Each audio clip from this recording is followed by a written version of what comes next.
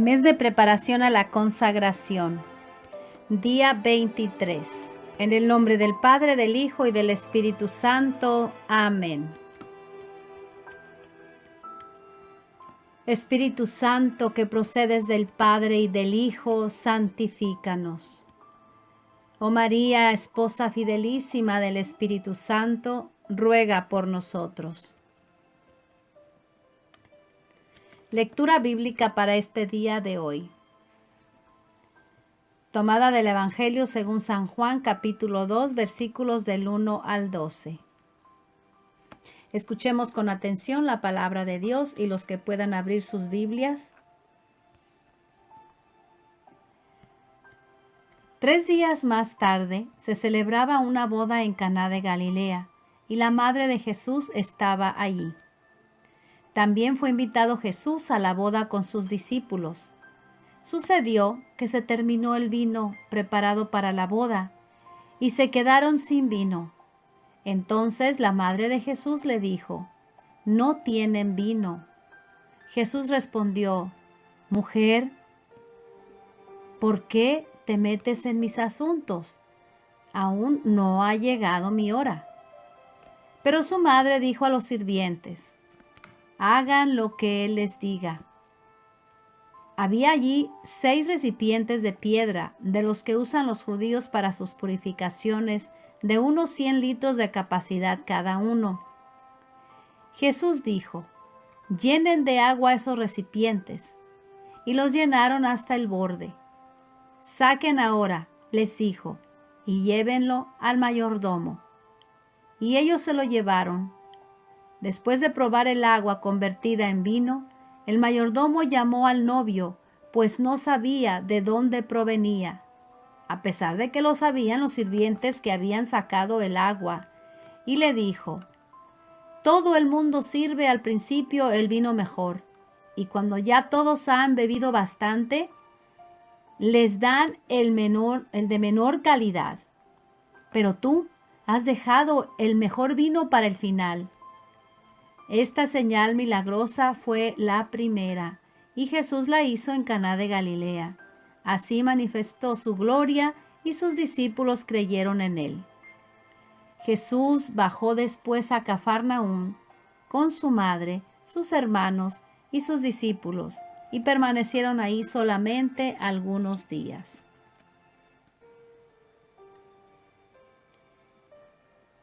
Palabra de Dios.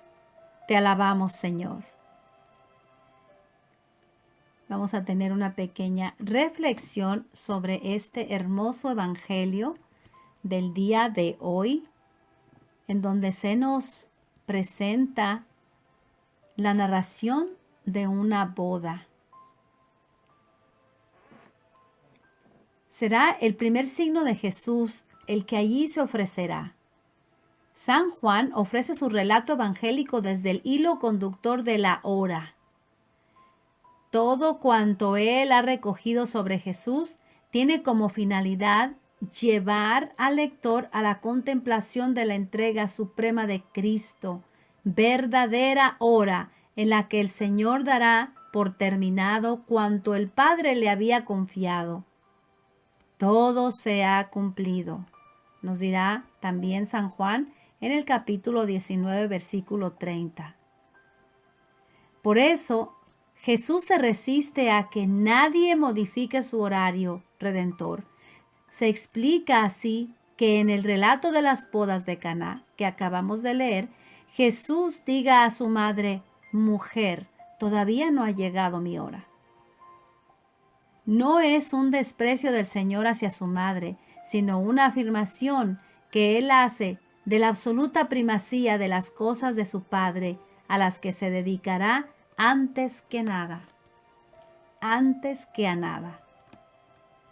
Es la primera hora, anticipo de aquella postrera, en la que María junto con Juan volverá a aparecer en la escena de Jesús, en la cual se dirigirá nuevamente a ella para llamarla con el mismo nombre, mujer, haciéndola madre de Juan y de la nueva humanidad que nacerá cuando Jesús resucite el primer día de la semana, es decir, también 3 días después de aquella escena al pie de la cruz.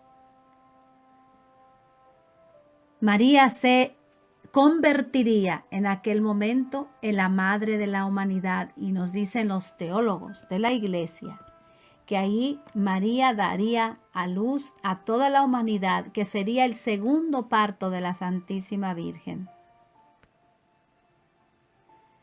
En este relato, nuestra madre se da cuenta de una carencia, de una necesidad, la del vino.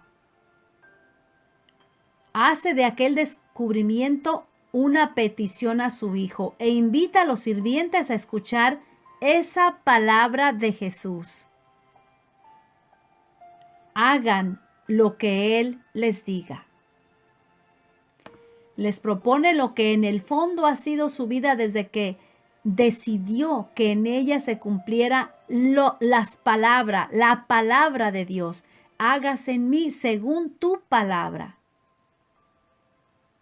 Ella propone a los otros algo que no le es extraño, que es la entraña de su actitud ante Dios. El hágase de nuestra madre. Hágase en mí según tu palabra. Y aquí les dice a los discípulos, hagan lo que Él les diga. A la orden de María, como dice San Luis. ¿Cuál es el vino que nos falta en nuestra vida, en nuestra persona, en nuestra familia, en nuestro mundo, hermanos? El vino de la paz, el vino del amor, el vino del respeto. Ya no hay respeto de los hijos a sus padres, de los chiquitos, aunque estén chiquitos, ya no hay respeto. Los alumnos a sus profesores, los menores a sus mayores, no hay respeto. Nos hace falta el vino de la fe, de la esperanza, de la caridad. Cuando faltan esos vinos en nuestra vida, en nuestra sociedad, en nuestro mundo, todo se avinagra, todo se echa a perder. Surgen esos intereses individualistas, economistas, frívolos, la mentira, el engaño, el consumismo, el libertinaje, la ideología de género, etcétera, etcétera, etcétera. Todo se avinagra. María vio la carencia, la necesidad en aquella boda y la hizo suya solidariamente y se puso manos a la obra. No se quedó en relatar lo que sucede o lamentarse o cruzarse de brazos y decir, bueno, pues pobrecitos, pobres novios, les va a ir muy mal, les falta vino. Darse cuenta del vino que nos falta, arrimar el hombro en lo que de nosotros depende, tendiendo en la palabra de Jesús nuestra fuerza y nuestra luz. Eso fue Caná, eso fue la Santísima Virgen María. Y eso es en nuestras vidas. Termina el Evangelio diciendo que los discípulos creyeron en Él. El final es que habiendo vino, hubo fiesta, y los discípulos, viendo aquel signo, creyeron en Jesús. Hagan lo que Él les diga. Después se da el milagro y después aumenta nuestra fe en nuestro Señor Jesucristo. Necesitamos el milagro del vino en nuestras vidas. El mundo necesita ver que los vinagres del absurdo se transforman en vino bueno y generoso, el vino del amor, de la esperanza, de la caridad, el que germina en la fe. O sea, el hágase de nuestra madre, el hagan lo que Él les diga. y la obediencia de los discípulos y la fe que aumentó después de haber visto aquel milagro que hiciera Jesús. Después ellos creyeron en Él. Solo el amor a Cristo será capaz de despertar en nosotros una mayor entrega, a poner el hombro.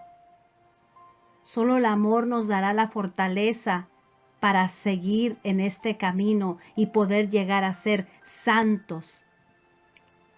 Solo el amor nos dará y nos hará ser obedientes y perseverantes.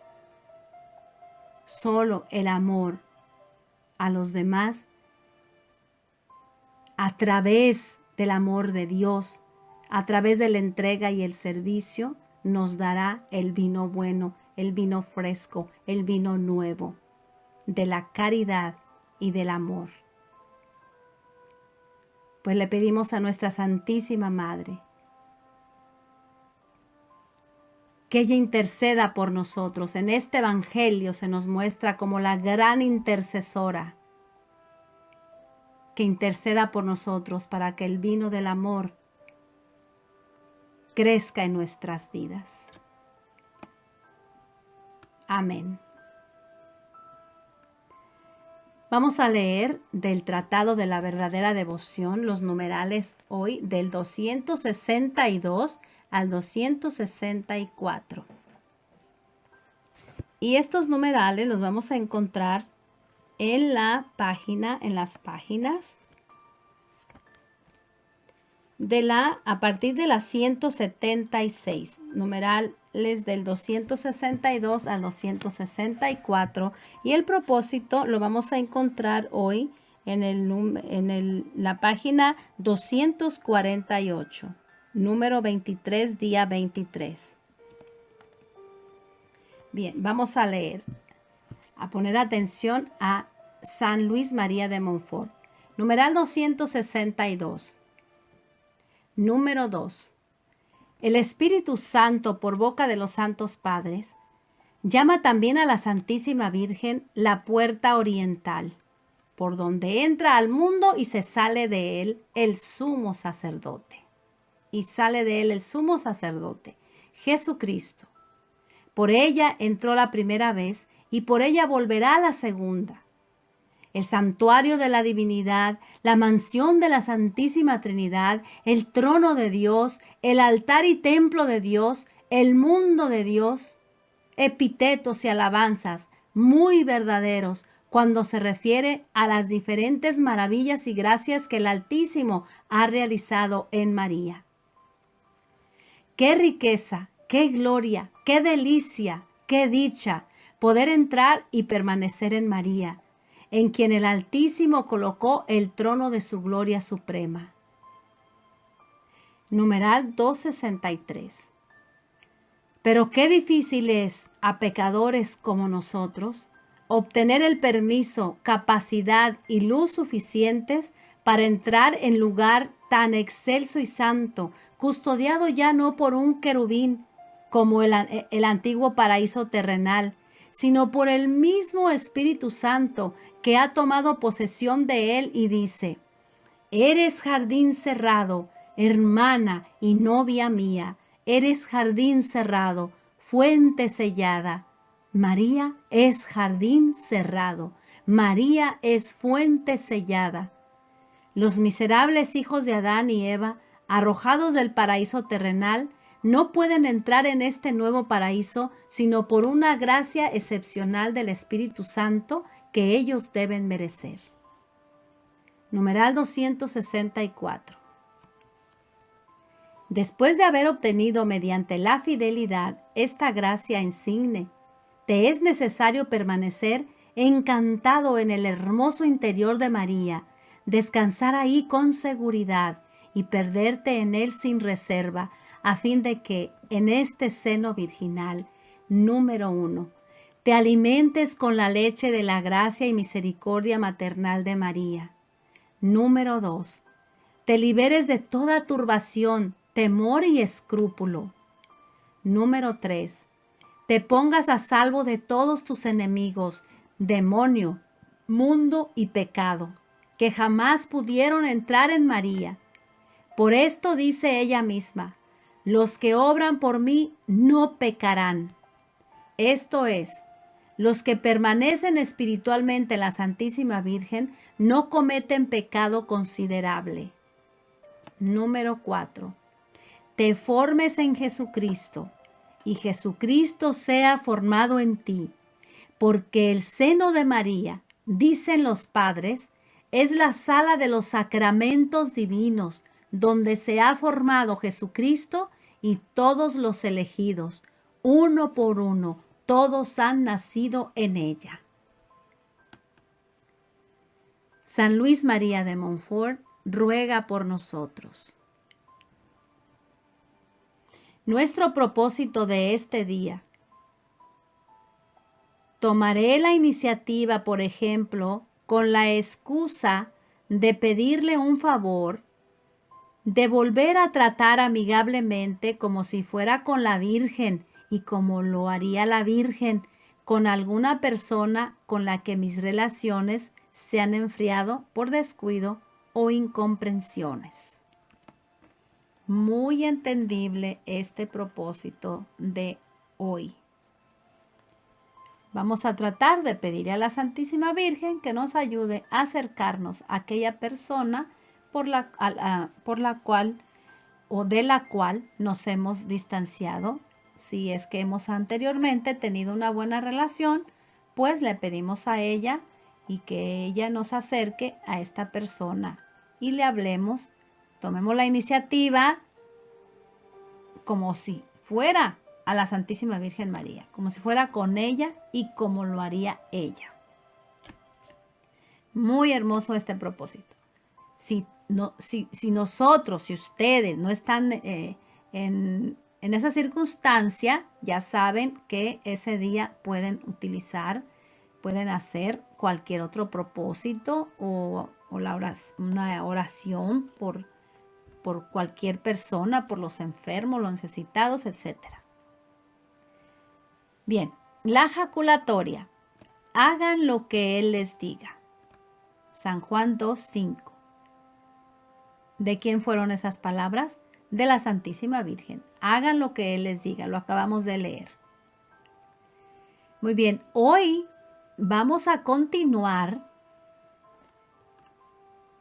reflexionando o estudiando un poquito los dogmas de fe de nuestra Santísima Madre. ¿Se acuerdan que ayer tuvimos la oportunidad de darle un pequeñito repasito al dogma de fe de la virginidad perpetua de la Santísima Virgen? Recordemos que son 4 los dogmas de fe o verdades de fe acerca de que nos enseña la Iglesia acerca de nuestra Santísima Madre. Pues para conocerla un poquito más, vamos a tratarlos aquí, así con una simple reflexión muy sencilla. Y vamos a ver hoy un poco del dogma de fe de la maternidad divina. La Madre de Dios, que le llama la Iglesia también la Theotokos, Madre de Dios. Son 4 los dogmas de fe, 4 las verdades de fe. Vamos a aprenderlos. Ya vimos el de la Inmaculada Concepción de la Virgen. Ella fue preservada sin mancha de pecado. Inmaculada y santa, pues iba a ser Madre de Dios. Ella no conoció la corrupción de la tumba porque ella no conoció la corrupción del pecado. También nos dirá en el dogma de fe de la asunción al cielo. Por eso ella fue asunta al cielo. Y eso lo vamos a ver tal vez mañana, que es nuestro último día del conocimiento a nuestra Santísima Madre. Hoy vamos a ver este dogma de fe de la maternidad divina. Theotokos, Madre de Dios. El Papa Pablo VI, San Pablo VI, afirma que afirma que la genuina piedad cristiana no ha dejado nunca de poner de relieve el vínculo indisoluble y la esencial referencia de la Santísima Virgen al Salvador divino.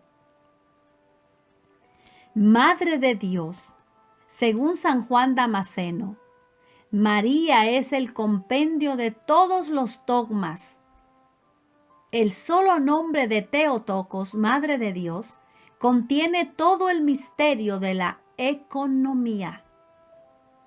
Y cuando se refiere aquí a San Juan Damasceno, al compendio de todos los dogmas, es que nosotros en la iglesia no solamente tenemos 4 dogmas, hay muchos más dogmas, más verdades de fe acerca de, por ejemplo, el credo, nuestro credo que oramos todos los domingos en la Santa Misa, pues está lleno de verdades de fe y de dogmas.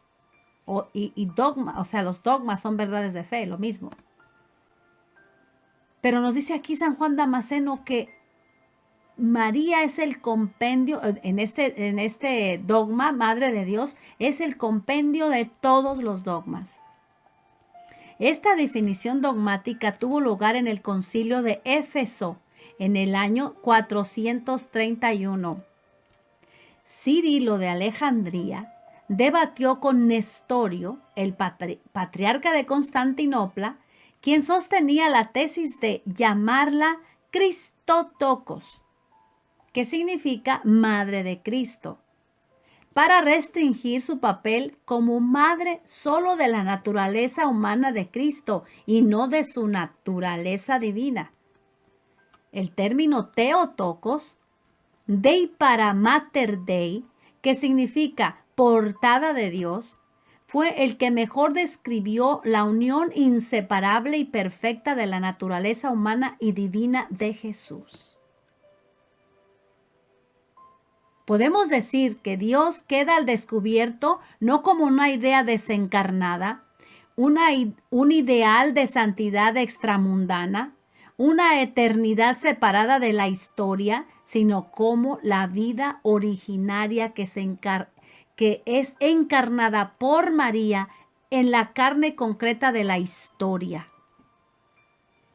Por eso, buscar a Dios es descubrir su presencia en la misma historia y realidad humana, en los acontecimientos que se van realizando dentro de la historia. Esto es lo que manifiesta el Concilio de Éfeso con el dogma cristiano de la Theotokos, dogma que nos lleva más allá de todo intento espiritualista. María, Madre de Dios y Madre nuestra, ruega por nosotros. Bien, hermanos, que el Señor les bendiga, que tengan un excelente día y vamos a escuchar este cantito para cerrar el audio de este día.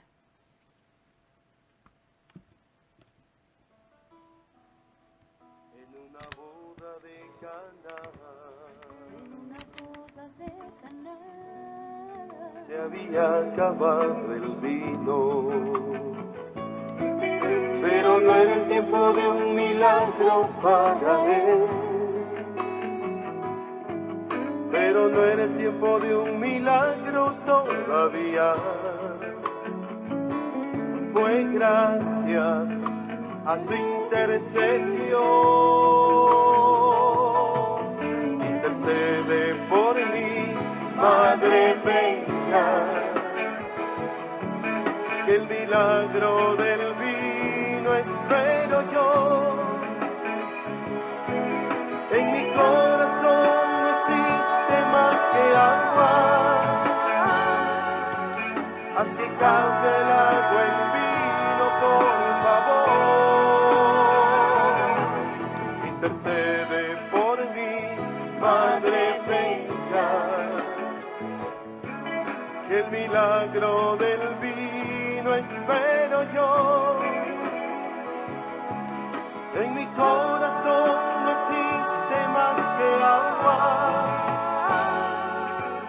Haz que cambie el agua en vino.